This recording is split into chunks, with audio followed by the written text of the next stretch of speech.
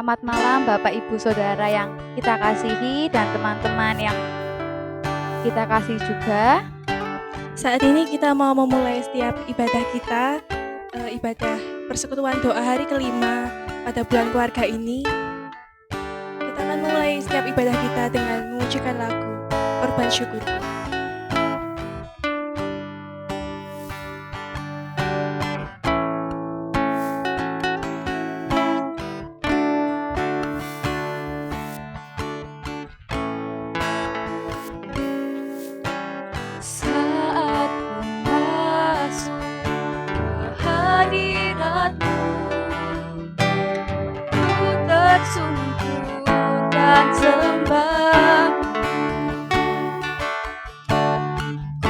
Persembahkan korban syukurku yang terbaik bagimu. Ku bawa korban syukur, datanglah kudusmu Tuhan, hatiku limpah dengan syukur, sebab Tuhan baik.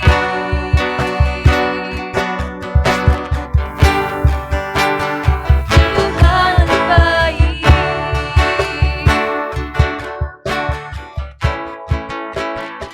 Ku bawa korban syukur ke tempat kudusmu Tuhan, hatiku limpah dengan syukur, sebab Tuhan baik selamanya, sebab Tuhan baik. Tuhan, kami mengucap syukur untuk setiap penyertaan-Mu dalam kehidupan kami, Yesus. Terima kasih Tuhan untuk setiap campur tangan-Mu dalam kehidupan kami, Yesus. Terima kasih Tuhan untuk saat ini kami bisa beribadah Tuhan. Kami bisa beribadah bersama-sama Tuhan, meskipun lewat online Tuhan. Tapi kami percaya Tuhan, kuasa-Mu besar untuk kami Tuhan. Kami mengucap syukur Tuhan untuk setiap apa yang Kau berikan dalam kami Tuhan. Terima kasih untuk setiap penyertaan-Mu, untuk setiap apa yang Kau berikan dalam hidup kami Tuhan. Dan Tuhan, kami akan memulai setiap ibadah kami. Tuhan berkati dari awal, pertengahan hingga akhirnya. Kami serahkan ke tangan kuasa-Mu Yesus. Amin. Di keluargaku Tuhan, berkati dan lindungi semua, jaga ibu dan seisi rumahku,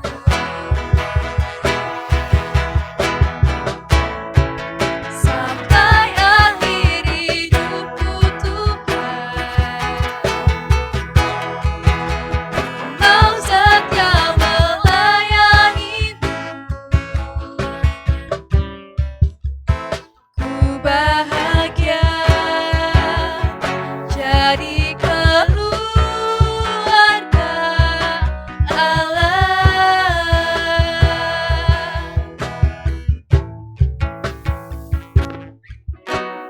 Kami datang di hadirat-Mu, menikmati kasih-Mu, membawa seisi rumahku,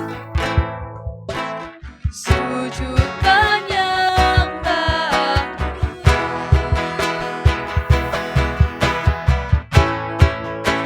Ini keluargaku Tuhan, Kami mengucap syukur Tuhan berkati dan karena Engkau telah menempatkan kami di keluarga kami Tuhan. Kau yang menjaga keluarga kami, Yesus. Kau yang melindungi keluarga kami, Tuhan. Kau yang ada di tengah-tengah keluarga kami, Tuhan. Kami mau setia, Tuhan, untuk melayani-Mu, Tuhan. Kami dan keluarga kami akan setia melayani-Mu, Tuhan. Kami percaya Tuhan terlebih besar di keluarga kami, Yesus. Kami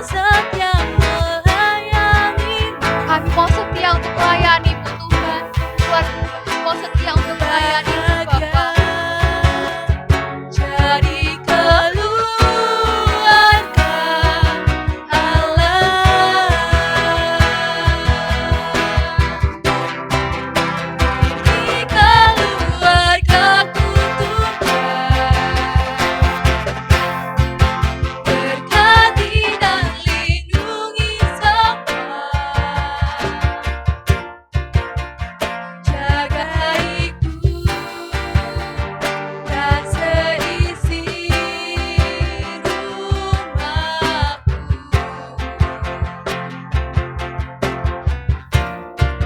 sampai akhir hidupku Tuhan. Engkau setia melayaniku, bahagia jadi keluarga Allah.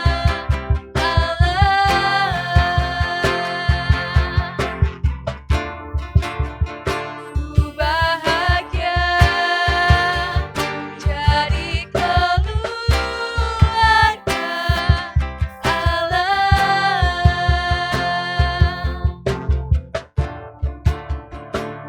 Bahagia jadi keluarga Allah.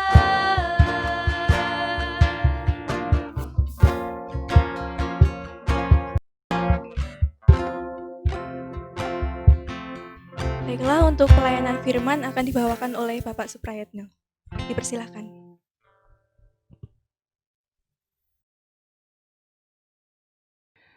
Adik-adik remaja GKJ Nusuan yang dikasihi oleh Tuhan Yesus Kristus, pada saat ini kita akan belajar dalam persekutuan doa di bulan keluarga.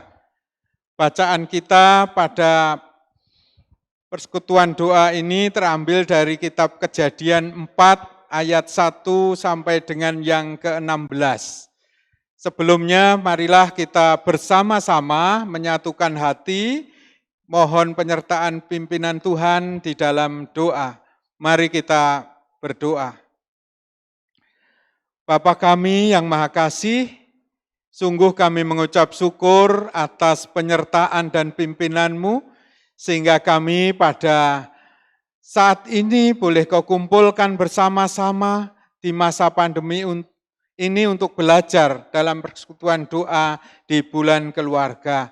Kiranya Tuhan berkenan hadir bersama-sama dengan kami, dan kami menyerahkan sepenuhnya persekutuan doa ini ke tangan kuasa-Mu.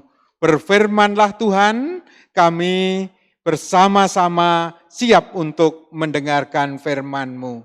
Terima kasih Bapa, hanya di dalam nama Tuhan Yesus Kristus kami telah mengucap syukur dan berdoa.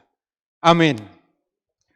Marilah kita bersama-sama persekutuan doa pada saat ini, kita akan dengarkan firman Tuhan dari Kejadian 4 ayatnya yang pertama sampai dengan yang ke-16 yang akan dibacakan oleh saudara kekasih kita Endah. Kami persilahkan.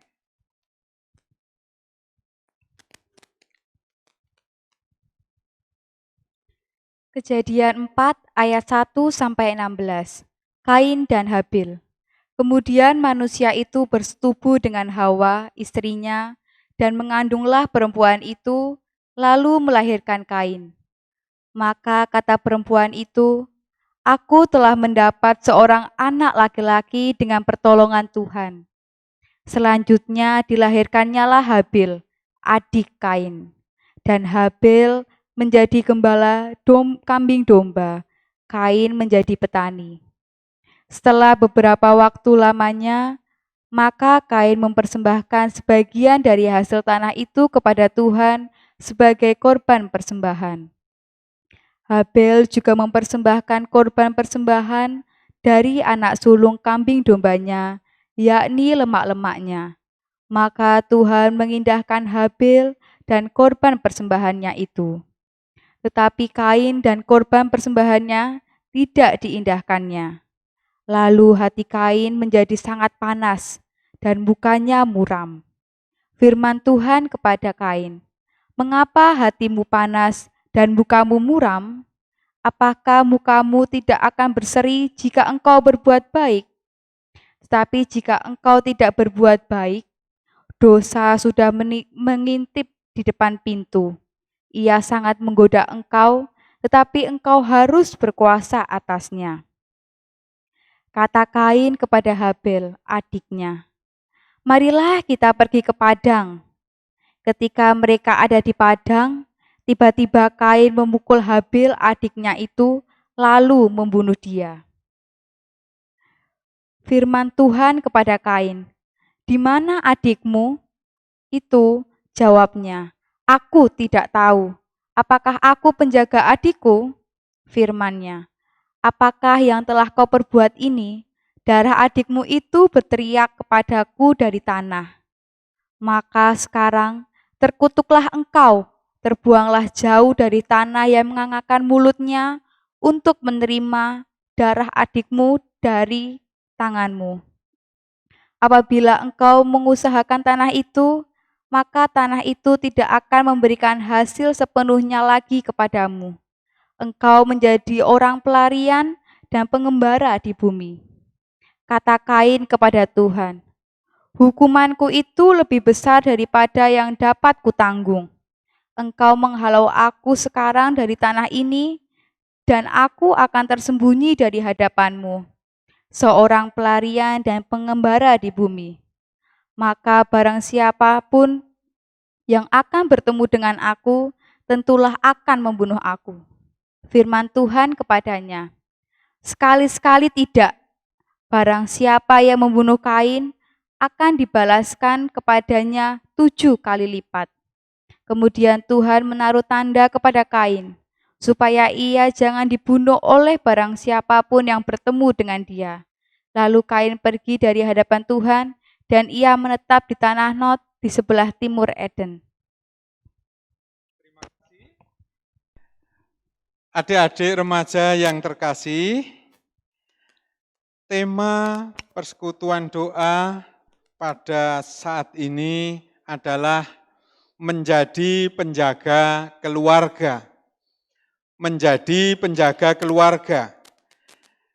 Baik, sebelum kita bersama-sama mendengarkan firman Tuhan ini, kita perlu mengetahui terlebih dahulu dengan tema ini. Apa yang dimaksud dengan menjadi penjaga keluarga? Saya mencoba membuka Kamus Besar Bahasa Indonesia, apa yang dimaksudkan dengan penjaga. Penjaga dalam Kamus Besar Bahasa Indonesia memiliki arti orang yang bertugas menjaga. Orang yang bertugas menjaga. Nah, sekarang kalau kita kaitkan dengan tema menjadi penjaga keluarga, keluarga di sini tentu bisa diartikan dalam arti yang lebih luas. Bisa diartikan dalam arti sempit, artinya adalah keluarga yang terdiri dari orang tua, ya, anak, mungkin kakak adik dan seterusnya. Tetapi kalau kita terjemahkan dalam arti yang lebih luas, tentu keluarga ini di dalam kehidupan bergereja, dalam kehidupan berjemaat, tentu kita sebagai orang Kristen yang beribadah dalam satu gereja, ini pun juga merupakan satu keluarga. Adik-adik yang dikasihi oleh Tuhan Yesus Kristus, nah, menjaga keluarga, menjadi penjaga keluarga. Tentu kita juga harus tahu apa yang harus dijaga. Apa yang harus dijaga dengan keluarga kita ini. Nah, firman Tuhan ini pada saat ini dari kitab Kejadian 4 ayat 1 sampai dengan yang 16, saya memberikan satu perumpamaan seperti ini. Ada di sebuah rumah, di sana ada 2 orang kakak beradik yang masih kecil, yang sedang membaca kitab Kejadian 4, 1 sampai 16 ini, yaitu bercerita tentang Kain dan Habil. Di sana diceritakan Kain adalah seorang kakak yang memiliki satu pekerjaan sebagai seorang petani. Sedangkan Kain, dia sebagai seorang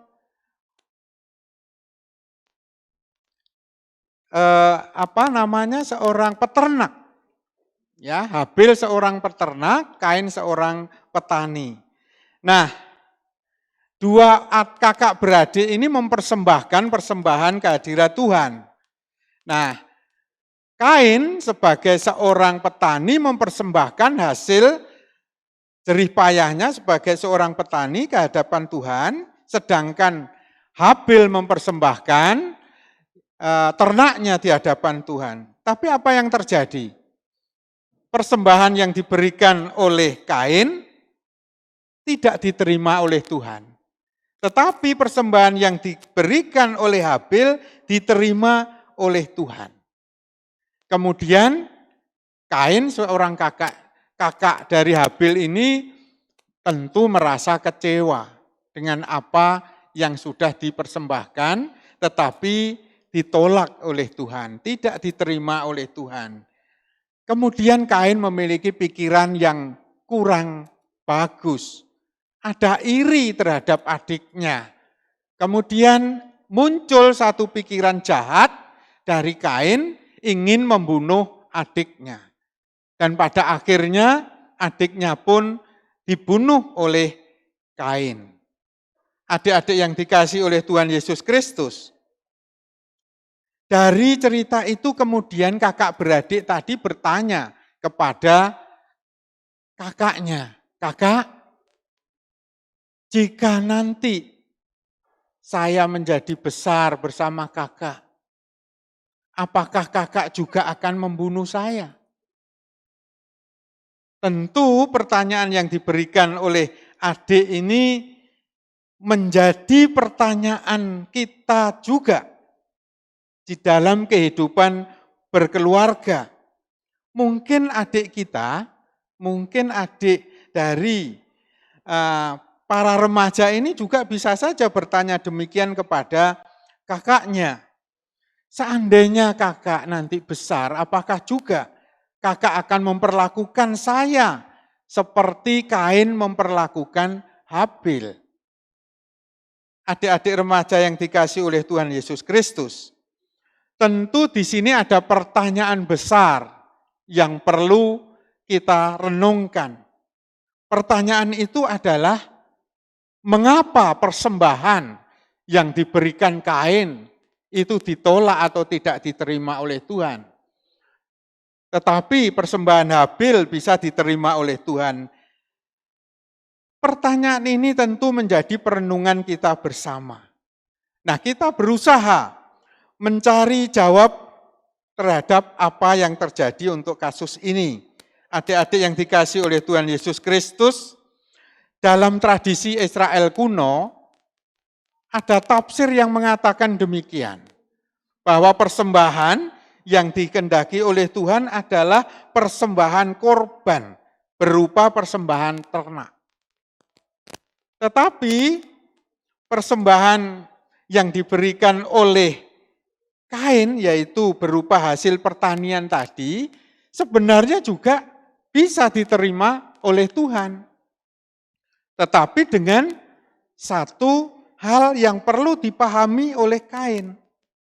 Hasil pertanian yang diberikan oleh atau dipersembahkan Kain kepada Tuhan tadi, sebagian akan diambil oleh Tuhan. Tetapi sebagian harusnya itu diberikan kepada imam yang melayani Tuhan di dalam satu gereja atau tempat ibadah. Kemudian sebagian lagi harus diberikan kepada orang miskin dan juga diberikan kepada para janda. Memang di dalam Alkitab tidak dijelaskan secara lebih rinci kenapa ini ditolak.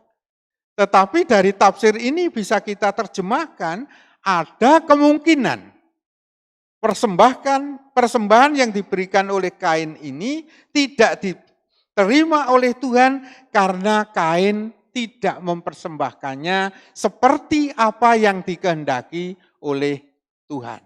Sehingga muncul iri hati. Muncul iri hati kemudian ingin membunuh adiknya. Adik-adik remaja yang dikasihi oleh Tuhan Yesus Kristus. Satu kata yang sangat membahayakan di dalam kehidupan keluarga, yaitu kata iri hati. Nah, di dalam firman Tuhan kalau kita baca, yaitu di kitab Yakobus 3 ayat 16, nanti boleh dibuka oleh adik-adik sekalian. Di sana dikatakan, sikap atau sifat iri hati itu dapat membuat orang memiliki pikiran yang kacau. Sikap iri hati itu bisa membuat orang akan berbuat jahat. Ini yang membahayakan. Jadi kalau kita tidak hati-hati di dalam kehidupan kita dan kita memiliki hati yang iri seperti apa yang dimiliki oleh Kain tadi, maka kita bisa terbawa di dalam kehidupan kita ke satu perbuatan pikiran yang kacau dan pada akhirnya bisa merencanakan perbuatan-perbuatan yang jahat. Adik-adik yang dikasihi oleh Tuhan Yesus Kristus, saya akan membawa persekutuan doa ini ke sesuatu yang lebih luas, menjadi penjaga keluarga. Tentu di sini bukan untuk konsumsi para remaja juga. Tentu namanya keluarga, di sini ada orang tua, ada anak, ada eyang, dan ada saudara yang lain. Lantas kemudian di dalam setiap keluarga, apalagi keluarga di zaman milenial ini adik-adik. Di zaman milenial ini kalau boleh kami sampaikan, paling tidak di dalam setiap keluarga memiliki satu tantangan-tantangan yang semakin berat. Nah, tantangan itu antara lain kalau kami bisa rinci, yang pertama adalah di dalam keluarga bisa jadi orang tua kita ada ancaman, ada tantangan untuk mempertahankan keluarganya, yaitu terhindar dari satu perceraian. Kita tahu data yang bisa kita lihat semakin hari semakin banyak perceraian. Mengapa demikian? Kemungkinan antara lain bisa saja terjadi karena terjadi perceraian. Ada orang yang semakin menganggap di dalam kehidupan keluarganya itu bahwa pernikahan itu adalah bukan sesuatu yang sakral. Sehingga dianggap pernikahan itu adalah biasa-biasa saja. Dan ini sangat membahayakan di dalam setiap kehidupan keluarga milenial zaman sekarang ini. Kemudian yang kedua, yang menghantui kehidupan keluarga menjadi tidak bahagia, tidak terjaga dengan baik adalah sikap hidup yang menempatkan materi di atas segala-galanya. Segala masalah bisa diselesaikan dengan materi. Ini yang membahayakan. Dan ini seringkali disebutkan oleh banyak orang bahwa keluarga itu menempatkan atau memiliki prinsip materialisme, yaitu menempatkan kebutuhan hidup materi di atas segalanya, bukan menempatkan kehidupan keluarga itu berdasarkan kebenaran firman Tuhan. Kemudian ancaman yang ketiga, yaitu pengaruh media. Nah, media ini kita harus hati-hati. Kalau kita tidak bisa memilah dan memilih isi atau konten berita itu, maka kita bisa juga terbawa dalam suatu kehidupan yang tidak harmonis dalam kehidupan berkeluarga. Artinya apa? Di dalam media yang sekarang ini bisa kita lihat dengan bebas, konten atau isi dari media saat ini banyak yang menggambarkan karakter atau tindakan yang merusak moral generasi muda. Bahkan perbuatan-perbuatan yang dianggap sebenarnya itu tidak benar, bahkan orang bisa dianggap menjadi seorang pahlawan. Ini bahaya.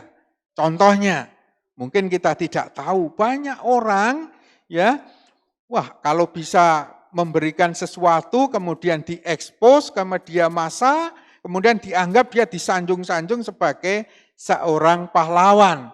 Tetapi hati-hati. Orang yang berbuat seperti itu kalau pada akhirnya diketemukan, ternyata hasil yang diberikan kepada orang lain itu adalah hasil dari perbuatan yang tidak dibenarkan oleh Tuhan. Mungkin dari caranya untuk berbohong, mungkin ada dari harta, dari mungkin korupsi dan lain sebagainya. Tetapi orang bisa dianggap itu sebagai pahlawan.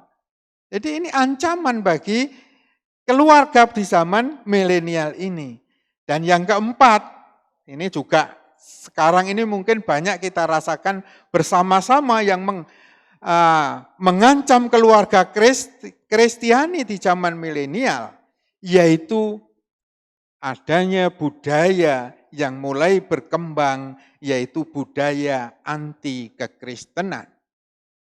Mungkin kita bisa rasakan regulasi-regulasi yang mungkin pernah kita rasakan, kita dengar, bahkan sekarang lagi viral, ya saya tidak menyebutkan, tetapi semuanya itu mendorong, membuat umat Kristiani ini semakin seolah-olah semakin terpojok.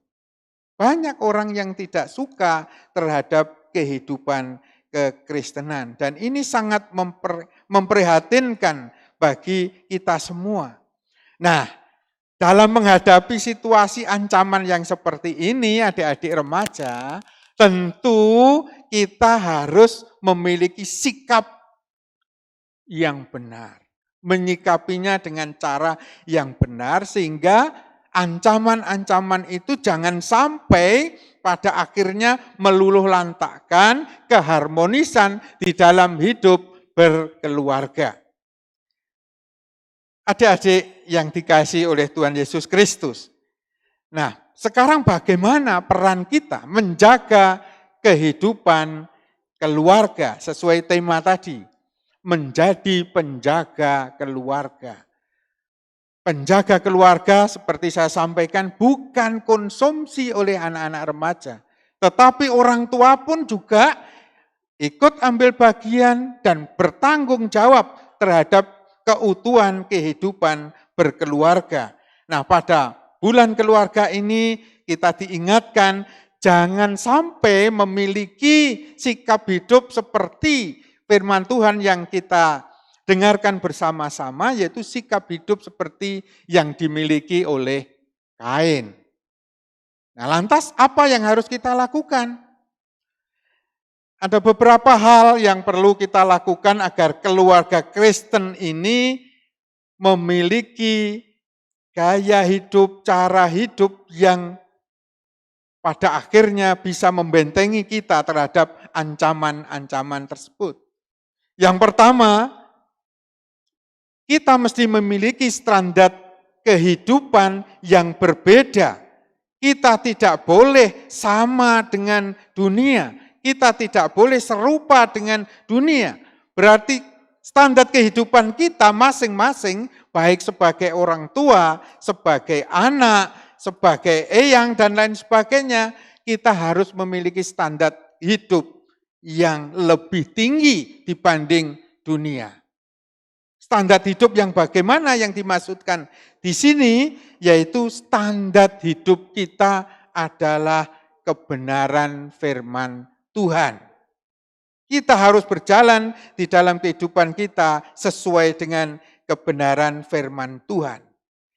Dan yang kedua, yang saya sangat senang untuk menjaga keutuhan keluarga, keharmonisan keluarga, yaitu prinsip hidup, yaitu hidup yang saling menghidupi di dalam kehidupan keluarga.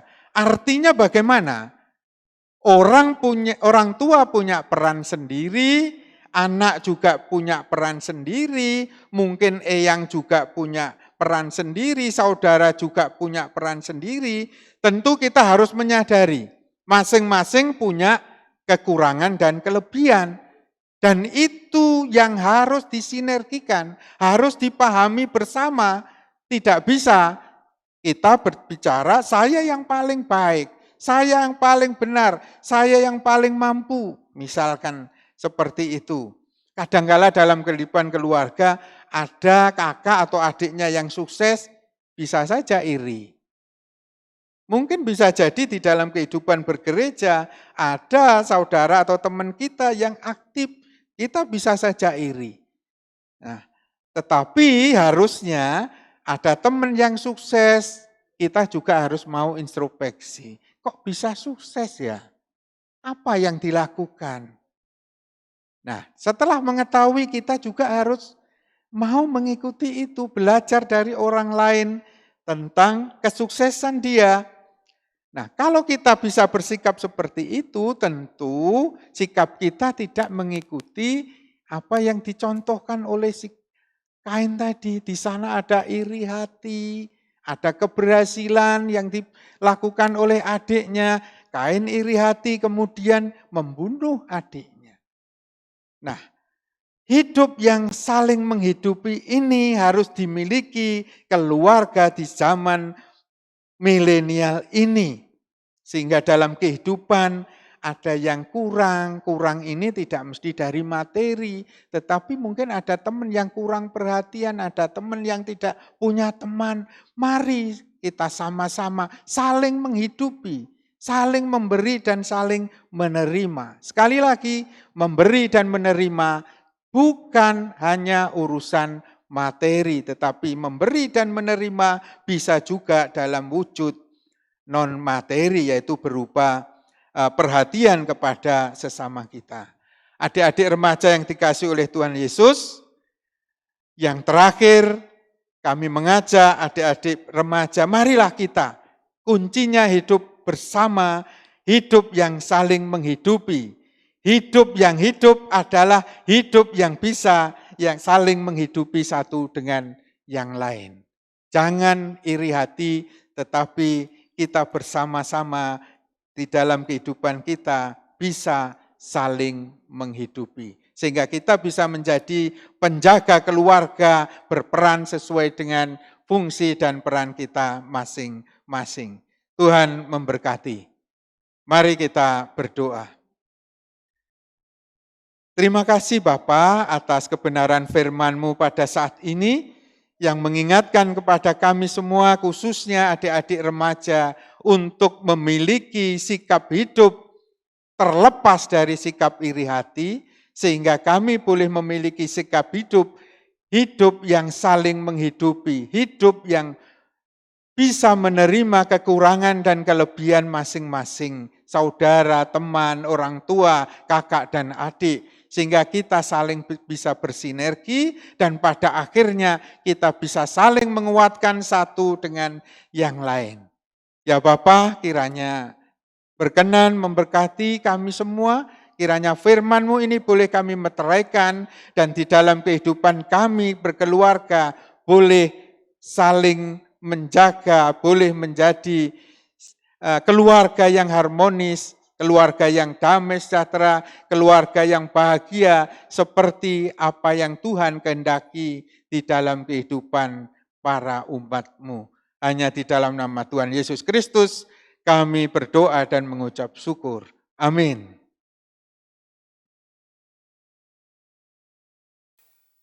Ya, puji Tuhan, pelayanan firman telah selesai. Semoga apa yang difirmankan kami terberkati semua Bapak Ibu Saudara yang kami kasihi. Dan sekarang waktunya kita untuk mengaturkan persembahan. Mari kita pujikan Sungguh Ku Bangga Bapa.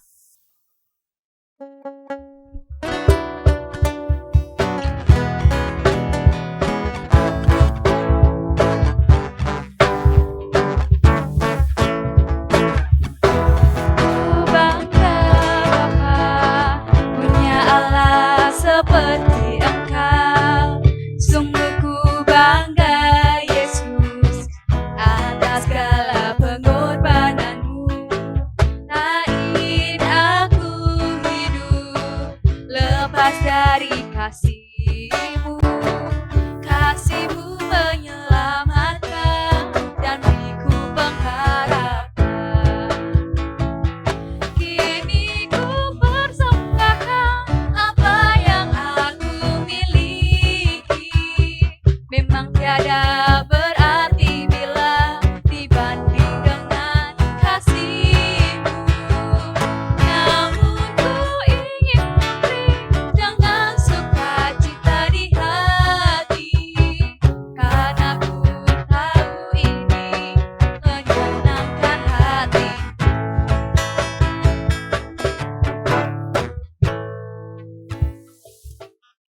Baiklah, untuk selanjutnya kita akan mengaturkan persembahan dan syafaat kita di dalam doa. Mari saya hantarkan. Tuhan Yesus, Tuhan yang Maha Baik, Bapa yang sungguh mengasihi kami sungguh bersyukur Tuhan untuk setiap berkat-Mu, untuk setiap penyertaan-Mu hari ini untuk setiap kami Tuhan.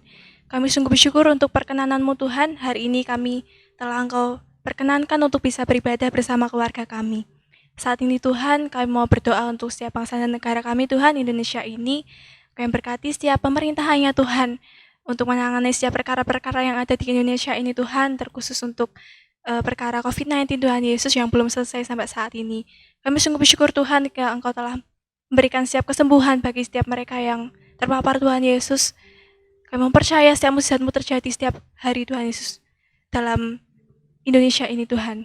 Kami juga berdoa untuk setiap rakyatnya Tuhan, agar lebih taat lagi terhadap protokol kesehatan. Juga Engkau berkati setiap tenaga medis yang bekerja keras Tuhan Yesus. Engkau yang berkati dengan kesehatan dan daya tahan tubuh yang kuat. Kami juga berdoa untuk setiap keluarga kami masing-masing Tuhan, setiap perkara dalam keluarga kami Tuhan Yesus. Engkau yang berkati baik kesehatan, ekonomi, pendidikan, dan lain sebagainya Tuhan. Engkau yang pelihara kami Tuhan, dan kami mempercaya Tuhan Yesus, Engkau yang cukupkan kami dengan setiap berkat-Mu Tuhan. Kami juga mau berdoa untuk setiap gereja kami Tuhan Yesus, GKJ Nusuan ini. Kami sungguh bersyukur Tuhan, setiap ibadah online yang telah berhasil kami laksanakan Tuhan Yesus. Engkau yang berkati setiap pelayanannya, baik setiap pendeta, pelayan altar, majelis maupun Pokja Media Tuhan. Engkau yang berkati dengan kesehatan semuanya Tuhan Yesus, agar setiap apapun itu dapat terlaksana dengan baik Tuhan, dan iman kami semakin bertumbuh di dalam Engkau. Terima kasih Tuhan Yesus, kami juga berdoa untuk setiap pendidikan anak-anak ya Tuhan. Yang berkati setiap kami yang sekolah online Tuhan Yesus. Kau yang izinkan kami untuk bisa memahami setiap materi yang disampaikan oleh guru-guru kami Tuhan, dan mengikuti setiap pelajaran dengan baik. Terima kasih Tuhan Yesus, kami juga mau mengaturkan setiap persembahan kami Tuhan. Engkau yang berkati agar persembahan kami, Engkau yang sucikan untuk memperluas kerajaan-Mu saja. Ampunilah segala dosa kesalahan kami Tuhan Yesus, jadilah kehendak-Mu Tuhan, bukan kehendak kami. Hanya dalam nama Tuhan kami Yesus Kristus yang telah mengajarkan kami doa Bapa kami. Bapa kami yang ada di surga, dikuduskanlah namamu, datanglah kerajaan-Mu, jadilah kehendak-Mu di bumi seperti di surga. Berikanlah kami pada hari ini makanan kami yang secukupnya, dan ampunilah kami atas kesalahan kami, seperti kami juga mengampuni orang yang bersalah kepada kami. Dan janganlah membawa kami ke dalam pencobaan, tetapi lepaskanlah kami daripada yang jahat. Karena Engkau yang punya kerajaan dan kuasa dan kemuliaan sampai selama-lamanya. Amin. Ya, puji Tuhan, ibadah kita telah selesai. Semoga terberkati oleh firman-Nya dan puji-pujiannya. Tuhan memberkati.